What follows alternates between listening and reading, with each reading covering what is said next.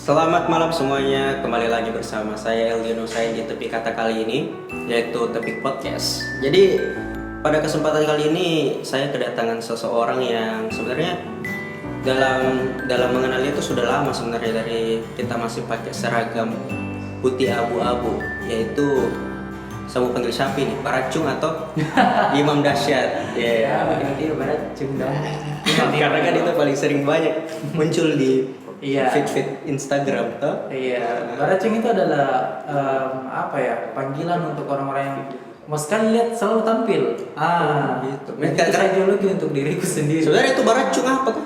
Baracung yang setahu aku nggak tahu by definition, tapi kayaknya baracung itu racun kayak benalu gitu. Oh, begitu. Terus ada terus begitu ya. Oh. Tapi pernah nggak juga dengar kalau baracung itu petasan? Petasan. Tapi mungkin saya definisinya lebih ke yang tadi. Begitu. Saya kira baracung itu kayak saudara sama beroncong.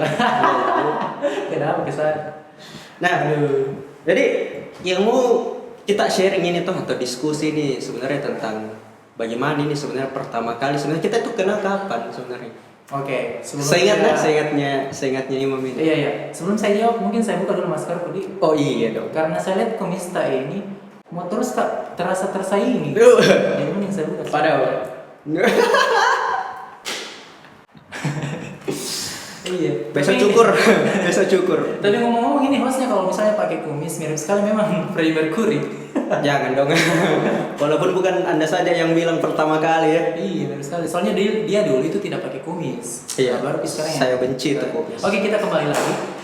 Jadi waktu pertama kali kita ketemu itu kalau nggak salah waktu di zaman SMA. Zaman SMA itu sekitar 2013-2014an lah atau 2012-2013 lah. Waktu itu saya masih kelas 2, dia kan seniorku 1 tahun di atas. Awalnya memang kita tidak terlalu kenal, bahkan saya lihat ini orang agak aneh memang. Jadi gue siapa ini? Kan dia itu selalu beda sekali tampilannya. Biasa dari jauh bungkam datang, oh Imam. Itu siapa dulu? Dapat tahu siapa? Nah, saya bisa kenal sama ini host karena kita dulu pernah dipertemukan di dalam organisasi yang sama, remaja masjid. Yes. Nah, memang tampilan tak berdua kayak fuckboy, tapi dulu kita pernah jadi remaja masjid. Jangan salah. Allahu Akbar. Allah Akbar. Iya, karena Iya, waktu pertama kali memang untuk yang ku notice tuh kalau itu nama apa, kalau itu siapa. Nah, itu waktu memang pertama kali kita ada waktu saya kelas 2. oke. Terus kok masih kayak anak baru lah gitu. Ada kayak memang kegiatan remaja masjid di mana anak-anak baru yang mau masuk remaja masjid dikumpul. Kayak latihan kepemimpinan lah gitu. Oke. Cuman namamu di situ memang cukup menarik perhatian karena terlalu nama lengkapnya tuh Imam Dahsyat Wasis. Ini dahsyat, ini maksudnya apa motivasi ibu itu memberikan nama Dahsyat? Apakah memang dulu zamannya Dahsyat atau ada Raffi Ahmad mau dikasih nama Raffi juga terlalu tinggi kayak? Tentu tidak dong. Justru lebih duluan ada namanya Dahsyat sebelum ada acara Dahsyat. Iya dong. Dahsyat itu kan baru di 2000-an, saya 97. Oh iya. Jadi itu Dahsyat terinspirasi dari saya sebenarnya. Iya. Jangan salah. Nah, tapi memang ini namaku agak unik. Jadi kenapa agak unik? Setiap tahun pelajaran itu di sekolah, ketika di absen, Imam Dahsyat, semua orang balik.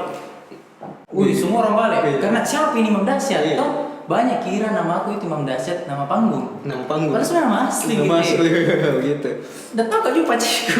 Iya, Sebenarnya pernah gak tanya? Nah, Oh, pernah ditanya? pernah saya tanya. Heeh. Nah, ini spesial untuk penontonnya tapi kata saya bocorkan di sini artinya Dahsyat. Wih, Spesial. Tidak pernah dibocorkan. Tidak gitu. pernah. Di semua tempat bilang tidak pernah. Saking dahsyatnya ini. Iya. Dahsyat. Jarang. Jarang. Lebih tepatnya jarang saya ceritakan. Jadi sebenarnya saya jelaskan ini. Boleh. Nah, biasanya kan arti nama itu bagi orang rata-rata kata per kata. Misalnya imam artinya apa, dahsyat artinya apa, wasis artinya apa. Nah, saya artinya namaku itu huruf per huruf. Iya. Dan saya baru tahu dari orang tuaku. Jadi waktu itu saya lahir subuh dan sebelum saya dikasih nama itu orang tuaku sholat tahajud dulu. Nah, baru kepikiran, wah sepertinya bagus kalau Imam Dahsyat begitu. Gitu. Imam Dahsyat wasis ada artinya. Imam. Ini masanya aku memilih.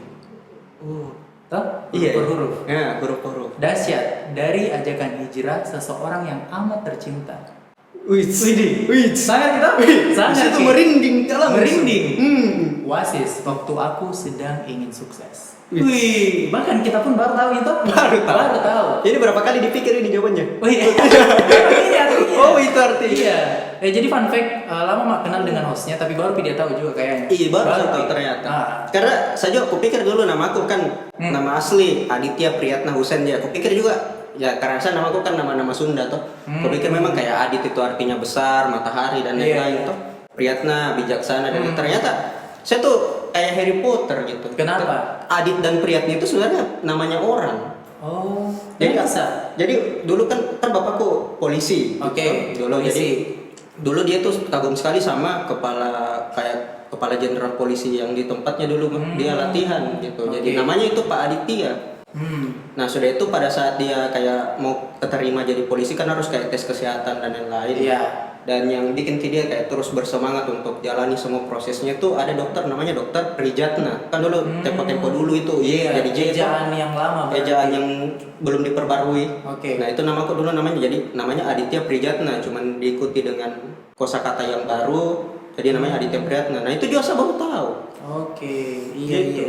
Tapi selain memang huruf per huruf, saya juga arti namaku ada kata perkataannya. Oh ada juga kata perkataan. Iya. Imam itu kan memang pemimpin toh. Mm-mm. Dahsyat itu harapannya bisa dahsyat begitu ya. Besar, WASIS betul. sebenarnya saya juga bingung awalnya apa ini WASIS karena tidak pernah dijelaskan sama orang tua atau baru bisa tahu ternyata pasnya merantau Kak di Bandung. WASIS itu bedeng bahasa Jawa. Bahasa Jawa yang artinya selalu ngomong. Selalu ngomong, suka ngomong. Nah mungkin itu adalah doa. Padahal kan dulu kan saya berangkat dari orang yang pendiam, pemalu. Asli namanya pendiam ini ya. Karena dulu waktu SMP lihat matanya saja cewek nggak bisa Kak. Nggak bisa. Itu bangkuku toh tempatku dulu waktu SMP yang paling belakang sekali. Di ujung ada itu tempat sapua. Iya. Tempat Paling belakang, iya. yang banyak sarang laba-laba, tempat orang meludah. Iya. Nah di situ semua. Kadang kalau tidak ada WC kencing di situ. Tidak sampai situ. Tidak situ juga. Tidak sampai juga. Pokoknya tempat anak-anak Tapi main di bola di belakang. tapi di kelas Semua nggak ada. Waduh. Di baskom. Oke. Oke. Nah kalau misalnya kata per kata, ya itu. Dan memang juga terinspirasi dari ada bedeng dulu. Sama ini kasusnya. Saya juga ada orang tua aku terinspirasi dari sosok. Dulu bedeng ada namanya dokter Dahsyat WASIS. Dulu. Dan tahu betul lah tuh. Ada kan? Nah, pokoknya ini orang bijaksana. Bijaksana. Terus dermawan, setia, ganteng. Pokoknya kurang lebih kayak saya lah. Harusnya. Nah kayak begitu. Kayak begitu lah. Nah makanya jarang-jarang orang tahu sebenarnya arti namaku. Yang mereka tahu itu Imam Dahsyat itu dibikin-bikin nama bang padahal sebenarnya tidak. Ternyata nama asli. Nah selanjutnya tuh sebenarnya ini masuk ke persona sih sebenarnya. Persona. Yang katanya dulu pendiam. Iya. Yang saking pendiamnya itu biar lihat matanya cewek susah. Tapi dari mana itu akhirnya timbal baliknya gitu atau akil baliknya dari kependiamanmu itu akhirnya menjadi orang yang percaya diri gitu.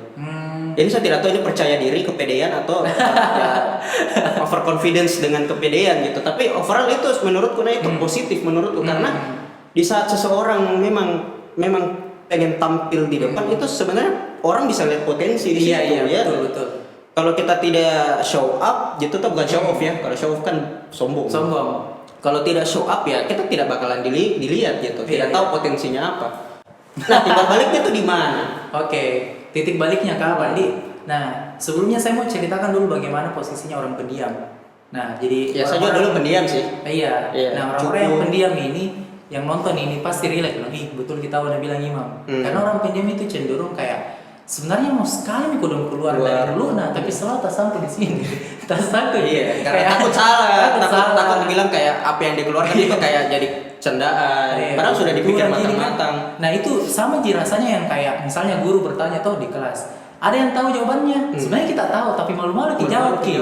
Giliran tiba-tiba ada teman tak jawab tidak benar dan sama jawaban tak, kita sakit hati sendiri. Nah kayak begitu. Ya betul sekali. Kalau orang pendiam. Jadi tidak enak sekali memang tahu kayak dia tatap matanya. Yang kalau misalnya kayak tadi misalnya kita tahu jawabannya terus orang lain ternyata yang jawab kayak aduh apa aku bilang itu jawabannya gitu. Kita mengeluhnya di belakang padahal kan kenapa tidak aku coba dulu dan itu selalu terjadi berulang kali di hidupku. Makanya titik baliknya itu ketika kelas 3 SMP sebenarnya. 3 SMP. Nah, aduh agak panjang ini ceritanya. Saya singkat saja, saya singkat It's okay, saja. it's okay. Nah, jadi awalnya itu memang ketika kelas 3 SMP kan mau mikir lulus ceritanya. Itu 2012. Nah, 2012 itu kalau misalnya anak kelas 3 mau lulus, kita ada persembahan terakhir namanya pentas seni, pensi. Pensi. Tahu? Betul. Nah, pentas seni yang di SMP ku dulu itu selalu ada drama musikal di kelas unggulan saja. Kelas unggulan saja. Nah, saya SMP bilang, di mana by the way? boleh kan disebut? Boleh dong. Ini kan suatu kebanggaan untuk SMP. Aduh, saya malu Kak. Karena begini, orang-orang teman SD ku dan teman SMP ku banyak sekali tidak nyangka dan bahkan banyak sekali yang kaget lihat kayak yang sekarang. Karena bilang, ih Imam Ji ini Kak kenapa berubah sekali? Selalu begitu. Iya, berubahnya kenapa itu? Berubahnya dari segi karakter, Boleh, sifat, saya dan kayak pendiam itu, iya, benar. banyak sekali. Ya intinya sekolah yang paling banyak pohonnya. Pasti orang tahu nih, ya begitulah tahu. Banyak. Di SMP kok banyak pohonnya. Iya, ya itulah. Nah, terus di pentas seni ini ada memang kelas unggulan yang selalu sekali drama musikal. Dia tampilkan drama musikal yang ada dramanya terus musik-musik dance begitu. Iya, paham. Bambang ah. Masa kelas unggulan jadi sama masa kelas U tidak. Oh, ternyata ya kelas-kelas lain jadi penonton Ji begitu Iya. ceritanya. Yang biasa tampil itu kalau bukan kelas unggulan drama musikal itu biasanya ekskul kayak pramuka, PMR atau Paskib ada ya? Paskib waktu angkatanku belum ada. Belum ada. Beberapa tahun setelah lulus baru ada.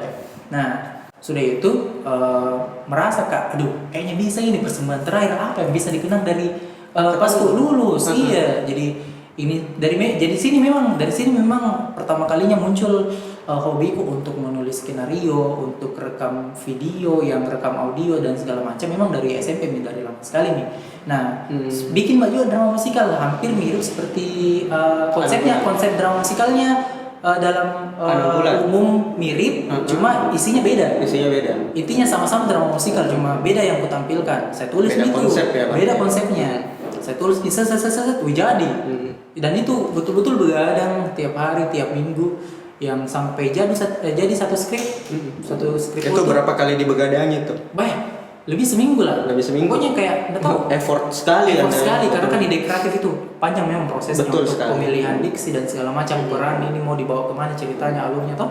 Nah, sudah itu berarti cerdas sebenarnya kau ini jadi harusnya ya karena kan untuk bisa membuat seperti itu kan susah bukan hanya sebatas effort juga, berarti ada kayak pengetahuan yang kita punya juga toh. Kebetulan memang salah satu mata pelajaran yang aku suka bahasa Indonesia.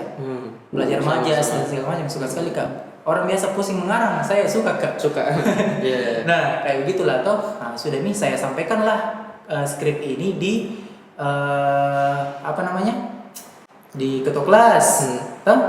Saya sampaikan ada temanku lah ketua kelas.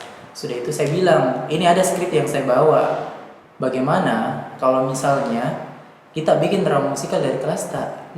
Mendukung Ji. Mendukung semua. Mendukung Ji. Oh boleh sekali, dia bilang ketua kelasku.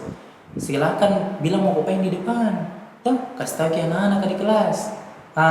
Dengan sotanya saya coba untuk beranikan diri. Bayangkan seorang yang pendiam, yang tidak pernah sekali dinotis, jarang sekali dinotis para anak Ji, itu mencoba untuk maju ke depan. Nah, setelah saya maju ke depan, itu pasti orang bingung tuh, apa bikin ini mau maju ke depan masuk kok? Mau bikin kayak kelihatan kan orang nggak tahu. Iya. Karena kita kan orang-orang pendiam yang pada masanya itu kan pasti nggak kelihatan, aura keberadaannya tuh nggak ditahu. Ki. Kaget lah orang waktu itu kalau nggak salah lagi jam istirahat memang, lagi jam istirahat. Weh, dengar kau dulu semua muka bicara, begitu. Tuh kau gitu. Saya gitu Kak. Orang pendiam tiba-tiba maju ke depan kelas, maksudnya tiba-tiba nggak ada kayak gara-gara ketua kelas dia bilang ceritakan ini konsepnya, dia dulu gitu kan. Ada yang notice beberapa teman dekatku di bagian depan, bagian belakang masih main game dong. Tidak ada sama sekali betul-betul siapa ini baracun depan, nggak ada pokoknya. Tidak ada yang pedulikan atau cewek-ceweknya beberapa juga. Begini, bagaimana kalau misalnya nanti pentas ini kita tampilkan drama musikal juga kayak kelas unggulan. Bisa. Yang lainnya lihat lanjut lagi main domi. Pokoknya tidak ada sekali kok dong. Produktif sekali itu masa SMP mau main domi. Produktif sekali. Itu bilang baik. Nah, semenjak dari situ ternyata beberapa yang respon agak bingung juga. aduh mau diapain ini barang-barang, maksudnya skrip jadi bukan tinggal eksekusi kan. Iya. Tiba-tiba langsung kayak inisiatif, bagaimana kalau misalnya, jadi saya prinsipku dulu memang dari SMP, ketika misalnya tidak dapat kau panggung, kau ciptakan panggungmu sendiri. Nanti kasihkan quote editing. Iya. Memang begitu, memang langsung muncul di sini nanti. Biasa gitu kalau Imam Dasyat 2020. ya kayak gitu kan. Iya. Oke, editor. Nah sudah itu inisiatif bagaimana kalau misalnya saya panggil kelas lain saja, perwakilan setiap kelas. Toh, dan belum pernah ada sejarah yang bikin seperti itu dari kakak kelas ke adik kelas, tidak ada Nah jadi saya yang memulai, dan tidak tahu kalau ada yang lanjuti. Itu memang kupanggil ke perwakilan kelas, kukumpulkan jadi satu untuk buat ini drama musikal. Jadi akhirnya dikerja bareng-bareng gitu. Dan ini perwakilan kelas memang yang saya panggil adalah orang-orang yang sama seperti saya tipikalnya, cukup. Jadi akhirnya kau memanggil imam-imam yang lain. Imam-imam yang lain, iya. Aduh, rusana kalau ingat-ingat. Kayak adit-adit yang lain nih. Iya, seperti itu. Sejenis. Biar dapat suaranya gitu. Nah, karena kan kalau misalnya orang-orang di atasku standarnya yang memang eksis, yang terkenal, atletik dan lain-lain. Mungkin notice. Siapa ini? Benar. Tuh, kayak nggak cocok lah. Makanya panggilan sendiri. Cara tidak langsung aku cari yang sefrekuensi. Yang sama, dan akhirnya memang mau, karena memang sama-sama dompa lah. Sama-sama mau juga cari panggung. Nah kayak begitulah. Nah sudah nih, jadi konsepnya saya bikin nih, set. Nah buat teman-teman yang belum kebayang bagaimana suasana tahun 2012, itu tahun 2012 adalah tahun dimana lagi trendingnya boy band. Iya, Smash, Cherry Bell, itu kan cewek dong, boy band. Oh, boy band, iya. EXO-9, EXO-9. S2B. Nah, pokoknya orang yang ketawa nanti nontonnya pasti seumuran gitu, sama kau harus nikah sama kau sekarang. Nah, kayak begitulah, S2B, EXO-9, apa jadi ada juga itu yang 3 orang, yang Korea 1 orang. Yes. Tahu lagunya tapi tidak tahu. You wanna say, ya itulah. Coba kan kita dulu di zaman-zaman itu kita merasa bahwa itu sesuatu yang sudahlah. Iya, Dragon Boys juga pokoknya banyak lah. Nah, Dragon Ball yang saya tahu. Nah, prinsipnya dalam berkarya menurutku kita kawinkan antara apa yang kita suka dan apa yang terjadi saat itu, apa yang lagi happening, apa yang lagi viral. Nah, apa yang kusuka sudah kutuangkan dalam drama, dan apa yang lagi viral ku kawinkan dengan boy band. Makanya saya dalam skripku itu memang ada koreo gitu kan? Iya, ada koreonya memang. Jadi konsep dasarnya itu adalah orang desa yang mau pergi ke kota untuk ikut dance, kayak mau tunjukkan kalau orang desa itu bisa juga ngedance, toh? Tapi orang desa tidak. Orang desa tidak. Temanku, saya juga iya. Ya kayak begitulah ceritanya, orang desa yang punya keinginan untuk asaki potensinya di dance di Tapi kota. untuk skrip untuk anak SMP ini cukup brilian ya. Maksudnya dapat psikologinya nih, dapat. Nggak tahu, sok aja. Kayak begitulah. Nah, terus tiba-tiba sampai di kota ketemu orang kota yang skillnya sudah lebih, yang lebih keren stylenya, yang lebih bagus lah. Nah, akhirnya mereka battle dance lah. Ya. Di situ yang pecah. Bayangkan di depan kepala sekolah, guru-guru dan semua orang tua siswa itu menonton. Toh adik kelas, dia kurasa sekali vibesnya masih merinding Kak, biasa kalau misalnya karena kan ada videonya direkam, meskipun itu video kodong sama 3GP. Ya ampun kodong. Tapi biasa makalah Kak, karena memang semua itu on teriak. Dan menurutku tidak seheboh tampilan-tampilan yang sebelum dan sesudahku, karena kan saya perhatikan. Nah, dari situ kayak orang pendiam yang awalnya pendiam merasa punya achievement baru. Kan orang-orang begitu sebenarnya kayaknya butuh pengakuan. Tahu gue bisa ya. Semua orang sih sebenarnya di dalam hidup semuanya butuh achievement. Betul. Karena itu adalah bentuk pembuktian diri toh. Pembuktian diri. Nah, masalahnya setelah itu banyak sekali yang kenal guru, kakak kelas, alumni kan, bahkan alumni tahu adik kelas. Dan tiba-tiba kami ini yang awalnya cukup 10 orang bercupu, tiba-tiba star syndrome. Asli nami ada itu biasa yang adik kelas yang satu mungkin beri Kak Imam yang SMS tidak ditahu siapa. Kan dulu zaman senal.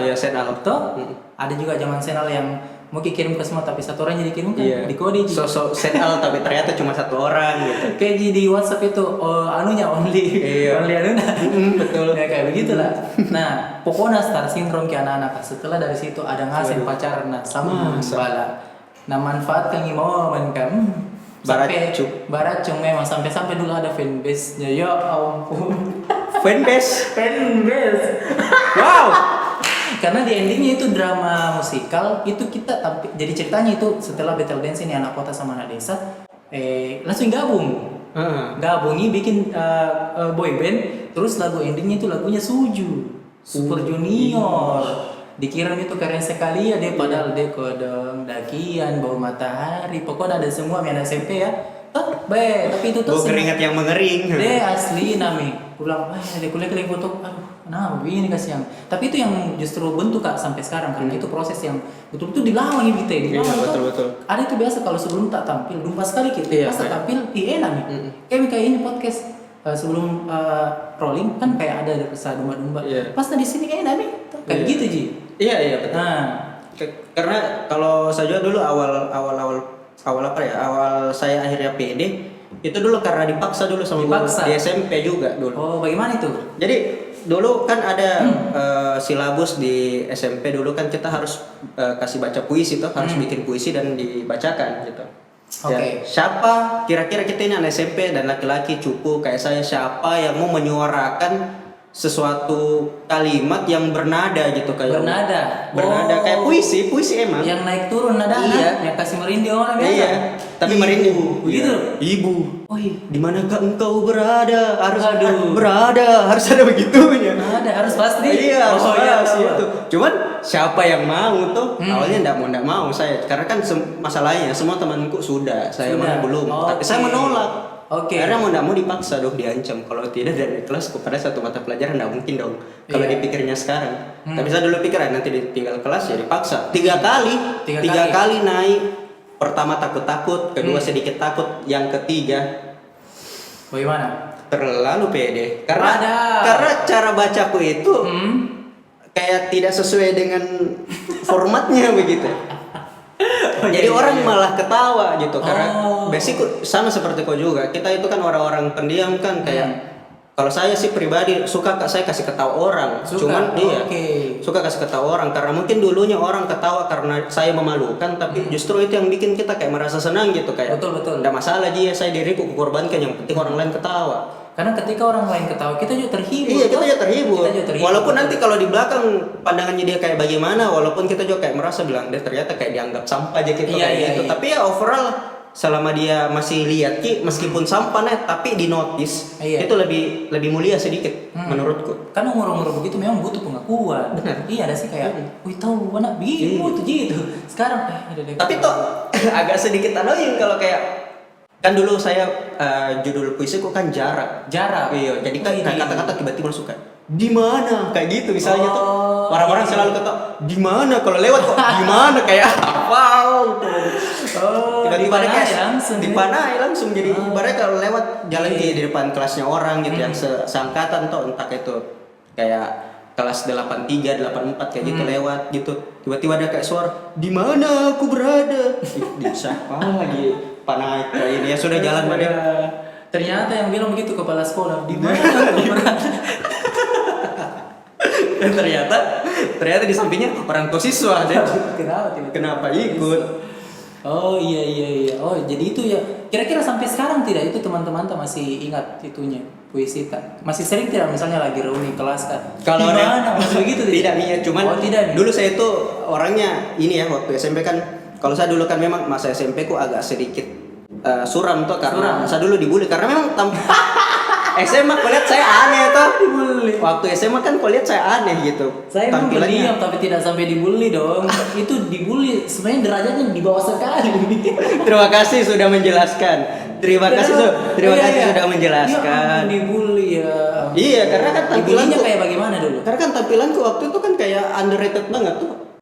Dimana kok dapat anak SMP orang mungkin kacamata mungkin banyak tapi kalau dapat kok orang pakai kacamata terus kacamatanya kacamata gratisan yang dikasih yang acara-acara puskesmas itu untuk tes mata terus warna biru mengkilap dipakai dikira keren itu ya saya sih tidak menganggap diriku keren cuman orang-orang yang lihat kan memang kayak ini kayaknya muka pantas untuk ditindas kayak gitu jadi akhirnya kayak dikerjain dan lain-lain. Sebenarnya ada satu penyesalanku juga ini. menyesal sekali Kak kalau tidak satu SMP Ki. Seandainya kita satu SMP, saya ikut bully juga pasti. Notice juga. Iya sih. Memang layak sekali dibully orang begitu. Makanya saya berubah. Iya, oke. Tapi sebenarnya setelah dari situ tuh akhirnya saya kayak krisis identity gitu. Krisis. Iya, krisis identity. Jadi kayak ini saya ini sebenarnya apa, kenapa, dan siapa, kayak aku di mana, saya siapa, kayak gitu. Akhirnya kayak dulu kan masih zaman-zamannya OVJ dulu tuh. OVJ itu. Ini andalang itu. Nah, saya tuh kayak lucu Kak gitu lihat Asis Gagap dulu. Asis Gagap. Lata-latanya, gagapnya. Jadi saya dulu suka Gagap kasih kayak impersonate Asis Gagap untuk dapat perhatian sih sebenarnya. Contoh Kayak kamu lagi di mana? Kayak gitu. Terus kalau dikasih gini tuh kayak gini harus kayak kayak gitu. Lata. Kita coba dulu nah. Orang dulu kayak merasa bilang, oh begini memang Adit, padahal tidak. Dulu impersonate. Iya. Lucu sekali ya itu dia. Iya. Dulu itu kayak jurus andalan yang orang lain mungkin tidak bisa pakai. Cuman saya di saat dulu stand up comedy belum tenar-tenar, saya sudah berani impersonate seseorang. Demi pengakuan. Okay. Sebenarnya bukan di pengakuan sih sebenarnya, saya cuma lebih bisa Kak masuk di dalam circle itu. Karena kan terpinggirkan Kak. Saya dulu terpinggirkan gitu. Nah, memang salah satu cara untuk masuk di circle-circle yang eksis apa itu harus humoris. Iya, benar sekali. Cuma itu jadi dulu jurusku sih. Enggak ada. Saya juga itu kepake masalahnya. Cuman pada akhirnya setelah dari situ setelah SMP masuk SMA dong. SMA. Dan akhirnya masa kuliah? Nggak mungkin. Masa langsung lompat. Waduh. Nah, pasnya di SMA itu akhirnya kau sudah dapat nih artinya personamu sendiri gitu. Oke, menemukan jati diri. Menemukan jati diri benar. Nah, apakah di awal mulanya akhirnya kau bikin konten di Instagram yang mungkin orang yang tahu siapa ini Imam Dahsyat tuh?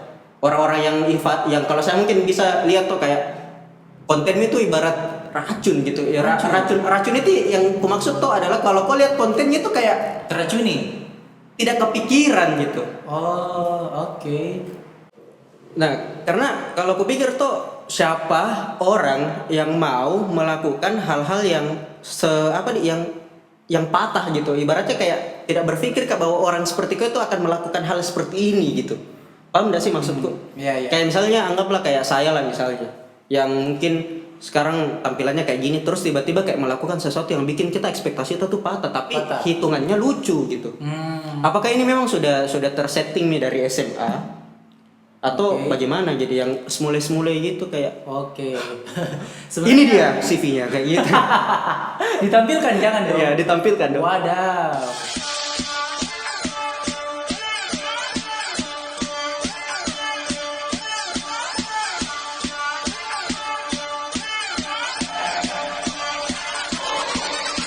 Sejak alat untuk sihir jeniskan Anjay. Fuck pencitraan. Fuck, astagfirullah. Umur berapa deh? Tapi di Instagram tuh cewek-cewek mendekat sesuci. Dia bukan ustaz, saya gak punya sayap, tapi mirip malaikat. My friend dulu sahabat, sekarang jadi bangsat. Itu pesan gue. Next. YouTube lebih dari TV. YouTube lebih dari TV. Kita green sama-sama ya. Ya awalnya itu sebenarnya sebelum arah ke sana kan itu transisinya panjang Ki. Iya, dari pendiam ke berani, dari berani nggak langsung dulu ke sana. Iya langsung. Tapi belajar speak up dulu kan. Iya. Jadi ketika saya sudah percaya diri, belajar dulu bagaimana caranya memimpin dalam konteks memimpin orang lain. Iya, memimpin orang lain. Karena kan selama waktu sebelumnya itu saya terus dipimpin. Maksudnya muka juga belajar karena menurutku semua orang kan adalah pemimpin sebenarnya. Iya. Nah, belajar kan. Nah, makanya waktu itu sudah mulai masuk kelas 1 SMA, mencoba Kak sontak untuk mencalonkan diri sebagai ketua kelas. Nah, ternyata terpilih. Nggak tahu itu orang pilih, kayaknya salah pilih kok.